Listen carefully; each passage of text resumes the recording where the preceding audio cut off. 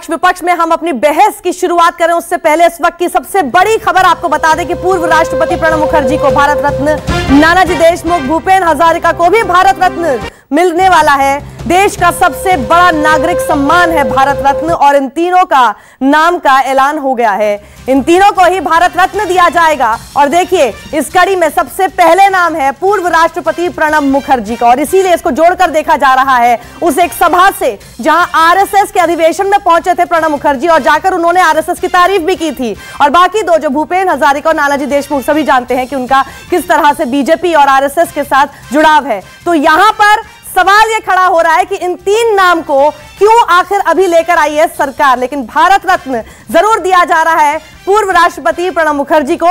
यह कांग्रेस के लिए एक सेटबैक है, उन्होंने राष्ट्रपति जरूर बनाया लेकिन सबसे बड़ा सम्मान अगर प्रणब मुखर्जी को किसी ने दिया है तो वो है मोदी सरकार ने। भारत रत्न की घोषणा प्रणब मुखर्जी के लिए, लेकिन अलग अलग तरीके से सियासी हलचल कैसे हो सकती है इन तीन नामों को लेकर, यह एक बड़ा सवाल और बेहद ही दिलचस्प सवाल बना हुआ है। जैसे जैसे 2019 के लोकसभा इलेक्शन नजदीक आ रहे हैं वैसे वैसे मोदी सरकार तमाम बड़े बड़े दावे कर रही है, वादे कर रही है, तोहफे दे रही है, लेकिन उसी कड़ी में भारत रत्न तीन लोगों को देने की घोषणा, सबसे सर्वोच्च सम्मान जिस कड़ी में सबसे पहले नाम आता है पूर्व राष्ट्रपति प्रणब मुखर्जी का। और इससे पहले भी जब वो राष्ट्रपति थे उस वक्त भी पीएम नरेंद्र मोदी हमेशा उनकी तारीफ किया करते थे। जब वो अपने पद से हट रहे थे उस वक्त भी पीएम ने उनकी काफी तारीफ की थी। उसके बाद जब आरएसएस के फंक्शन में उन्हें बुलाया गया था, प्रणब मुखर्जी वहां पर पहुंचे थे जिसकी आलोचना उनकी खुद की बेटी ने भी की थी और यह कहा था कि आप वहां जा तो जरूर रहे हैं, आप वहां पर जाकर क्या बोलेंगे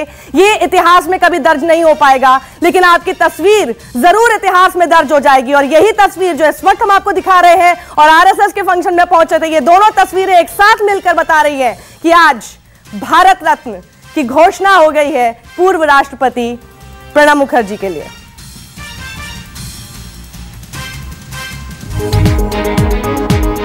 तो देखिए आप, हमारे समय के एक बेहतरीन स्टेट्समैन है प्रणब दा, उन्होंने दशकों तक निस्वार्थ भाव से देश की सेवा की है, देश के विकास में गहरी छाप छोड़ी है। खुशी है कि उन्हें भारत रत्न दिया जा रहा है। तो पीएम नरेंद्र मोदी ने ट्वीट करके शुभकामनाएं दी हैं, बताया है कि प्रणब मुखर्जी को आखिर भारत रत्न उनकी सरकार क्यों दे रही है। और सिर्फ प्रणब मुखर्जी ही नहीं, नानाजी देशमुख और भूपेन हजारिका वो नाम बेहतरीन गायक है, लेकिन 2004 में उन्होंने भाजपा भी ज्वाइन की थी। और नानाजी देशमुख जिन्हें पहले ही पद्म विभूषण 1999 में दिया गया था, लेकिन उसके बाद सबसे सर्वोच्च सम्मान जो है वो है भारत रत्न, जो अब उन्हें दिया जा रहा है। तो तीन बड़े नाम भारत रत्न के साथ जुड़ते नजर आ रहे हैं मोदी सरकार में। तो पीएम मोदी राजनीतिक विरोध के बाद भी पूर्व राष्ट्रपति प्रणब मुखर्जी की समय समय पर तारीफ करती रही है। जुलाई 2017 में मोदी ने प्रणब मुखर्जी को अपने पिता समान बताया था।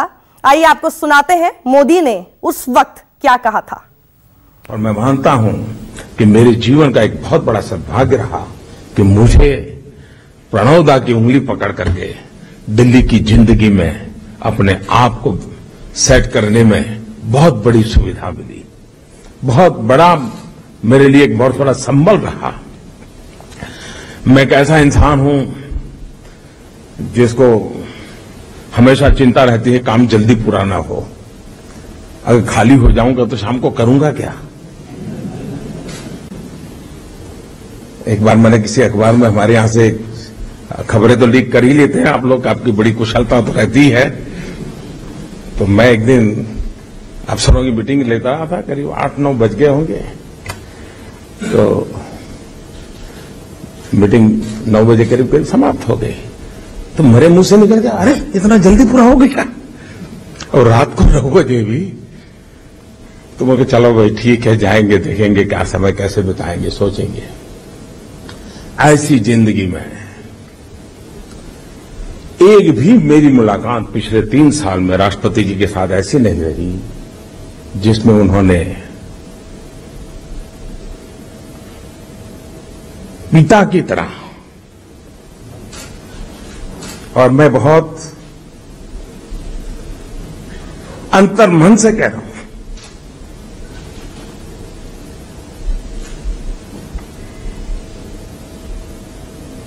कोई पिता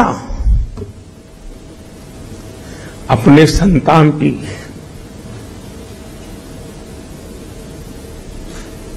जैसे देखभाल करे।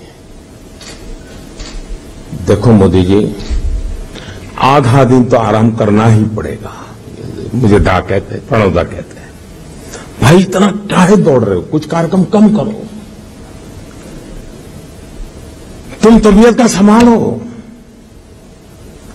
चुनाव के दिन थे उत्तर प्रदेश में, मुझे कहते हैं कि भाई जीत और हार चलती रहती है, लेकिन कोई शरीक आके देखोगे कि नहीं देखोगे?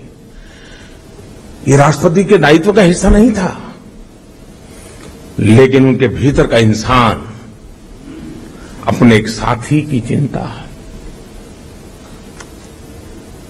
और मैं मानता हूं कि ये व्यक्तित्व, ये संबंध, ये रूप राष्ट्र जीवन के लिए एक बहुत बड़ा, हम जैसे लोगों को प्रेरणा देने वाला काम होता है। और वो काम प्रणव दा ने किया है, आदरणीय राष्ट्रपति जी ने किया है। मैं उनका आदरपूर्वक नमन करता हूं। और आज भाई वरुण जोशी को बधाई देते हुए इस अमूल्य विरासत आने वाली पीढ़ी के लिए तैयार करने के लिए बधाई देता हूं। स्टेट्समैन ग्रुप को बधाई देता हूं। बहुत बहुत धन्यवाद। और कांग्रेस के वरिष्ठ नेता राजीव शुक्ला हमारे साथ जुड़ रहे हैं। राजीव जी, ये आखिर कैसे देखते हैं इस फैसले को आप, और 2019 के लोकसभा चुनाव से जुड़ता हुआ क्या समझ में आ रहा है आपको? नहीं, मैं तो कहता हूँ प्रणब मुखर्जी जी को जो सम्मान मिले, कोई भी दे, हम उसका स्वागत करते हैं, क्योंकि प्रणब मुखर्जी एक बहुत डिजर्विंग पर्सन है इस काम के लिए। वो इस सम्मान के योग्य है, तो योग्य है, इसलिए उनको सम्मान देना कोई भी दे। सरकारें तो आती रहती हैं, कोई भी दे, अगर प्रणब बाबू को उनके योगदान के लिए दिया गया तो उसका हम स्वागत करते हैं, अच्छी बात है। क्या वाकई प्रणब दा के योगदान के लिए दिया गया है, या वो जो कड़ियां जुड़ती जा रही थी, जब आरएसएस के फंक्शन में भी वो पहुंचे थे, जाकर उन्होंने आरएसएस की तारीफ भी की, पीएम मोदी भी लगातार उनकी तारीफ करते आए हैं, उसके बाद उन्हें सम्मानित किया गया? मुझे नहीं लगता कि इससे इसको जोड़ना चाहिए। मैं समझता हूँ उनकी जो काबिलियत, उनका योगदान, उनका जो 50 साल का पूरा राजनीतिक इतिहास है, और जिस तरह से सबसे ज्यादा उनके संसदीय जीवन में, संसद में रहे, वो संसदीय कार्यकाल, इसके बाद राष्ट्रपति के रूप में, एक मंत्री के रूप में लगभग सभी मंत्रालयों को उन्होंने कार्यभार देखा, तो उन सबको देखते हुए उनको दिया गया है, तो एक अच्छी चीज है। हम इसका जो है पूरी तरह से स्वागत करते हैं। अब वो जो है उसमें राजनीति लाना मेरे ख्याल से उचित नहीं है कि राजनीतिक दृष्टि से दिया गया है। अगर राजनीतिक दृष्टि है तो सरकार जाने, मेरे हिसाब से एक योग्य व्यक्ति को, एक काबिल व्यक्ति को, एक उचित व्यक्ति को मिले। क्या ये पश्चिम बंगाल की राजनीति पर कुछ असर डालेगा फैसला? मुझे नहीं लगता कि इन चीजों का कभी कोई राजनीतिक असर पड़ता है। इन चीजों को राजनीतिक, क्योंकि सब जानते हैं कि प्रणब बाबू को जो है कोई भी सरकार होती तो देती, इसमें कोई नई बात नहीं। और क्या ये दिखाने की कोशिश है कांग्रेस को कि देखिए आप ही के नेता थे, आपने भले ही राष्ट्रपति बनाया था, लेकिन हमने सर्वोच्च सम्मान दिया है प्रणब मुखर्जी को, और कांग्रेस भी ये उंगली नहीं उठा सकती कि आप आरएसएस के लोगों को देते हैं क्योंकि प्रणब मुखर्जी को दिया? उनकी योग्यता थी, कांग्रेस ने उनको हमेशा जो है सम्मान दिया, उनको मंत्री बनाया, उनको जो है बहुत मतलब ऑलमोस्ट नंबर 2 थे मनमोहन सिंह सरकार में। इंदिरा जी ने उनको वित्त मंत्री उस उम्र जब वो युवा थे तो उनको बनाया था, और इसके बाद जो है कांग्रेस ने उनको राष्ट्रपति के पद से सुशोभित किया।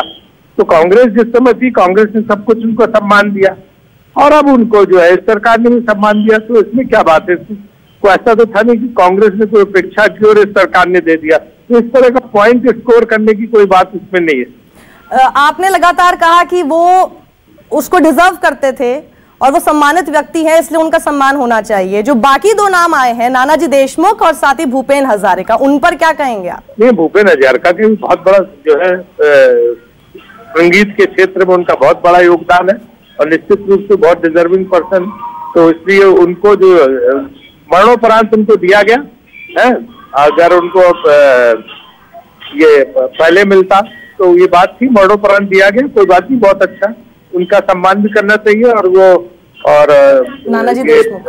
नानाजी देशमुख का एक तो उन्होंने राजनीति छोड़ दी थी, आपको जैसा पता है कि 80 के बाद उन्होंने राजनीति छोड़ दी तो समाज सेवा में लग गए। तो चित्रकूट में उन्होंने बहुत बड़ा इस मामले में सामाजिक क्षेत्र में काम करने के लिए वो किया था, तो इस लिहाज से उनको ये सम्मान से सुशोभित किया गया, ये भी अच्छी बात है। राजीव जी, ऐसा क्या हुआ इस बीच इतने दिनों में कि प्रणब जी की जो लेगेसी है वो उसको ग्रैब कर गए नरेंद्र मोदी, उनके बेटे बन गए? मुझे लगता है कि ये इस तरह की बातें मीडिया बेवजह करता है, कोई लीगेसी नहीं ग्रैब कर पाए। ये सब जो है बेकार की बातें कि प्रणब बाबू के लिए, प्रणब बाबू 50 साल कांग्रेस में रहे, अब एक भारत रत्न उनको देने से उनकी लेगेसी कैसे ले लेंगे कोई? ठीक है, शुक्रिया हमारे साथ जुड़ने के लिए राजीव जी। और इस वक्त आपको बता दूं कि न्यूज रूम से हमारे associate editor doctor Sanjeev Trivedi भी जुड़ रहे हैं। संजीव, क्या समझ पा रहे हैं आप? मैं एक्चुअली जानना चाहती हूं इस पूरे मूव के पीछे की इनसाइड स्टोरी क्या है? देखिए, जो बातें कही जा रही थी मैं सुन रहा था उस बात को भी, और प्रत्यक्ष तो ये बात सामने है कि जो तीनों पात्र हैं कहीं ना कहीं उनका समाज में योगदान है और इस देश की सियासत में बहुत योगदान है, और जाहिर है कि ऐसे लोगों को भारत रत्न से सम्मानित किया जाना चाहिए।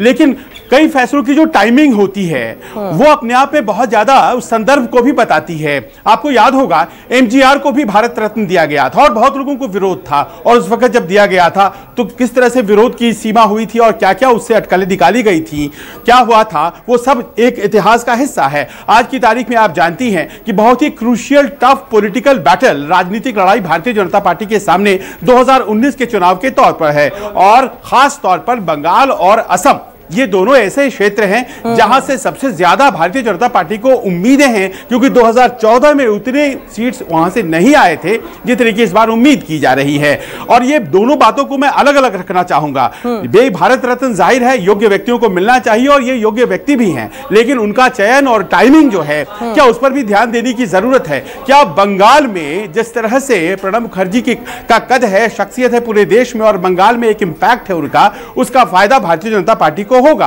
पटेल का उदाहरण हमारे सामने है, पटेल भी तो कांग्रेस के ही नेता थे, लेकिन आज की तारीख में आपने देखा कि किस तरह से सियासत ने उनके नाम के आसपास संजीव, मैं आपके पास आऊंगी। केंद्रीय मंत्री बाबुल सुप्रियो हमारे साथ जुड़ गए हैं। बाबुल जी, आप कैसे देखते हैं इस पूरे प्रकरण को, इस पूरी टाइमिंग को? क्योंकि सब लोग बोल रहे हैं, जैसे हमारे एसोसिएट एडिटर भी बोल रहे हैं कि पश्चिम बंगाल और असम की राजनीति को देखते हुए ये एक बड़ा स्टेप है। देखिए, अगर तमिलनाडु की किसी को दिया जाता, अगर मध्य प्रदेश की किसी को दिए जाते, अगर राजस्थान से किसी को चुना जाता, तो भी आप लोग को सवाल तो मिल ही जाता। मैं दुखी हूँ ये कहते हुए कि एक खुशी के क्षण में जब हमें एक बहुत खुश होना चाहिए कि 3 बहुत ही डिजर्विंग लोगों को ये अवार्ड मिला है, वो किसी न किसी प्रदेश के होंगे। अगर इस तरीके की बातें अटकलें हमेशा लगाया जाएगा तो सरकार को शायद ऐसा नियम होना चाहिए कि 34 साल के बाद कोई भी निर्णय ना करे, कुछ भी ना करे, 1 साल केयरटेकर सरकार रहे, क्योंकि नहीं तो 5-7 साल में जो भी किया जाएगा उसके साथ सियासी और वोट को जुड़ा जाएगा। तो कौन ऐसा सवाल कर सकता है कि प्रणब मुखर्जी डिजर्विंग नहीं है? कौन सवाल कर सकते हैं कि भूपेन हजारिका जी जो है वो डिजर्विंग नहीं है? कौन ऐसा सवाल कर सकते हैं कि नानाजी देशमुख उनका जो कर है वो डिजर्विंग नहीं है? तो हमारे देश में बहुत महान लोग हैं, उसको किसी न किसी प्रदेश के साथ आप जुड़ सकते हैं और फिर उसके साथ कोई सियासी रंग आप चाहें तो आप बिल्कुल लेके आ सकते हैं। लेकिन देखिए, एक बंगाली होने के नाते आज हमारा डबल खुशी है। प्रणब दा जितने बंगाली है उतने ही इंटरनेशनल है, भूपेन हजारिका जितना बंगाली है उतना ही इंटरनेशनल है। तो बंगाली के लिए, बंगालियों के आसानी। देखिए, अभी आप मुझे मना कर रहे थे कि राजस्थान तमिलनाडु से होता, तो खुद आपने बोला कि आप अगर रीजनल बातों को बीच में लेकर आएंगे तो फिर ये एकदम ही अलग बात हो जाएगी, और खुद आप अभी यहाँ पे बंगाली कार्ड खेल रहे हैं। सर, क्यों नहीं बोलूंगा? आज एक बंगाली होने के नाते हम बहुत खुश हैं। तो क्या हम अगर प्रणब को मिला है जो हमारे बंगाल के धरती पुत्र है, बंगाल के गए हुए पॉलिटिशियन है, अगर यहाँ पे बंगाल की किसी क्रिकेटर को मिलता है या किसी गायक को मिलता है तो हम एक्स्ट्रा खुश नहीं होते? क्या कौन सी गलत बात है? देखिए, देखने का नजरिया आपका कुछ भी हो, ये सब चीज तर्क से ऊपर है। कुछ पॉलिटिशियन होते हैं जो पॉलिटिशियन जिंदगी में जो उभर के जो स्टेट्समैन बनते हैं, जी वही है। अभी ये अटकलें लगाया जाना कि कांग्रेस में उनको वो सम्मान मिला नहीं, उनको वो दिया नहीं गया, वो सबसे डिजर्विंग थे प्राइम मिनिस्टर, उनको नहीं मिला। तो बाबुल रह रहकर ये भी डिमांड उठती है कि नेताजी सुभाष चंद्र बोस को कब दिया जाएगा? उनकी तो लगातार बीजेपी अपनी लेगेसी जो है जताने की कोशिश भी करती है, डिजर्विंग वो भी है। इंतजार कीजिए। अभी अगर इस साल में हमारे देश में मेरे ख्याल से कम 200 लोग ऐसे होंगे, कम से कम 50 लोग ऐसे होंगे जिनको तुरंत अगर भारत रत्न दिया जाए तो कोई भी सवाल नहीं। अगर भूपेंद्र दा को मिल रहा है तो किशोर कुमार, मोहम्मद रफी, मुकेश जी, आशा भोसले जी जो है सारे के सारे नाम आ सकते। तो आप एक ही साल में 50 लोगों को तो नहीं दे सकते। ठीक है बाबू, सुप्रीम बहुत बहुत शुक्रिया हमारे साथ जुड़ने के लिए। और इस वक्त मैं आपको बता दूं कि कांग्रेस ने प्रणब मुखर्जी को भारत रत्न दिए जाने के इस फैसले का स्वागत किया है और हमारे पॉलिटिकल एडिटर रमन कुमार भी मेरे साथ जुड़ रहे हैं। रमन, ये एक ऐसा स्टेप हम बोल सकते हैं कि कांग्रेस तारीफ करने के अलावा कुछ और कर भी नहीं सकती, और सिर्फ प्रणब मुखर्जी की ही तारीफ नहीं, इनकी आड़ में अब उनको बाकी दोनों की भी तारीफ करनी पड़ रही है।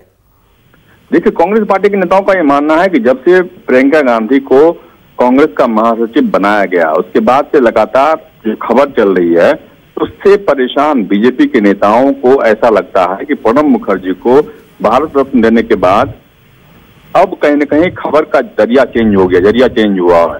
लेकिन कांग्रेस पार्टी के नेता का मानना है कि प्रणब मुखर्जी जो कि देश के बड़े नेता हैं और यूपीए सरकार के दौरान भी उन्हें अहम जिम्मेदारी मिली हुई थी, मनमोहन सिंह के बाद दूसरे सबसे बड़े नेता थे, इसीलिए कांग्रेस पार्टी ऑफिशियली प्रणब मुखर्जी को भारत रत्न दिए जाने का सम्मान करती है। लेकिन सबसे बड़ी बात है कि जो चीज कांग्रेस पार्टी के नेता नहीं बताना चाहते मीडिया के जरिए कि आखिरकार नरेंद्र मोदी या अमित शाह या बीजेपी के नेता उन्होंने प्रणब मुखर्जी का चयन क्यों किया, सुभाष चंद्र बोस इतने बड़े नेता थे उनका चयन क्यों नहीं किया, ये लगातार बात आ रही है कि प्रणब मुखर्जी का चयन करने के पीछे एक बड़ी राजनीति है कि 2019 के लोकसभा चुनाव से पहले जिस तरीके से प्रियंका गांधी को महासचिव बनाए जाने के बाद लगातार खबर चल रही थी, मीडिया में सुर्खियां आ रही थी प्रियंका गांधी के नाम से, उनका ध्यान हटाने के लिए प्रणब मुखर्जी को भारत रत्न का अवार्ड दिया गया। तो ये है इनसाइड स्टोरी जो मैं बहुत देर से जानना चाह रही हूं हर किसी से। वो अलग बात है कि कांग्रेस से बात करो या बीजेपी से बात करो तो वो तो यही बोलते हैं कि कोई पॉलिटिकल बेनिफिट नहीं है, लेकिन पॉलिटिक्स में कुछ भी बिना बेनिफिट के नहीं होता है रमन कुमार। और यही मैं बहुत देर से जानना चाहती थी जो आपने बात बोली, यानी प्रियंका गांधी की खबर से प्रियंका गांधी को जिस तरह से एक्टिव पॉलिटिक्स में उतारा गया है और वो जितना डिविएशन करा सकती है वोट्स का, वहां से लोगों का ध्यान हटाने के लिए ये एक बड़ी घोषणा की गई है। बिल्कुल, क्योंकि आप देख सकते हैं कि अमित शाह कल ऑफ रिकॉर्ड अपने पत्रकारों से मिले थे, उन्होंने ये बात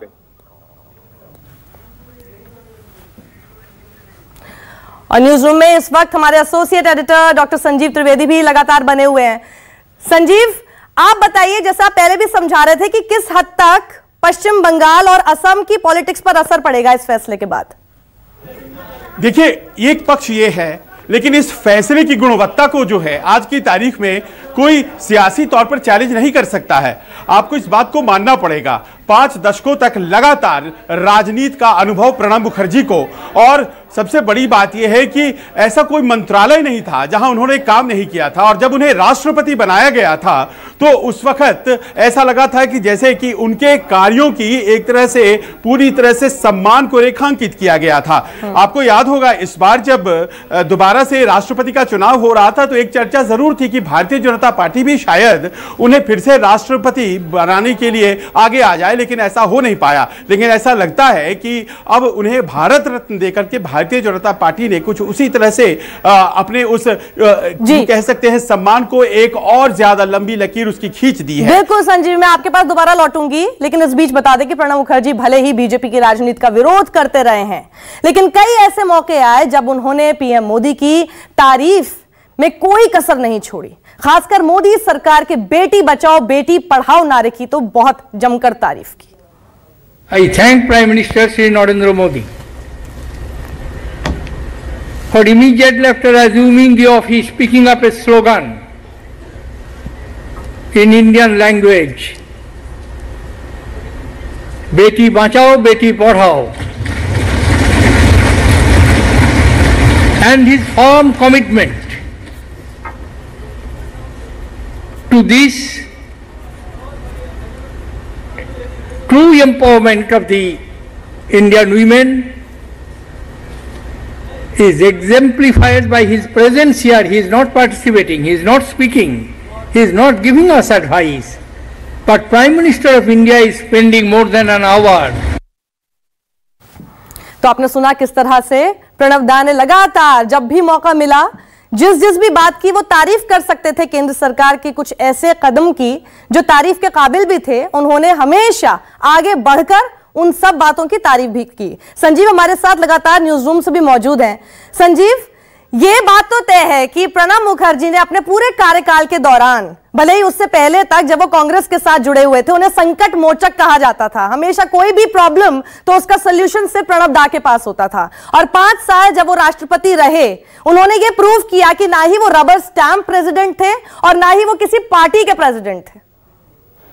देखिए, प्रणब मुखर्जी की शख्सियत के बारे में तो जाहिर है कि वो जब काम कर रहे थे, वो जब राष्ट्रपति थे, तब भी कोई ऐसा वाकया नहीं आता है जिसमें कि विपक्ष ने भी उनकी काबिलियत को सराहा नहीं हो। खासतौर पर प्रणब मुखर्जी एक स्टेट्समैन के तौर पर तो तभी स्थापित हो गए थे।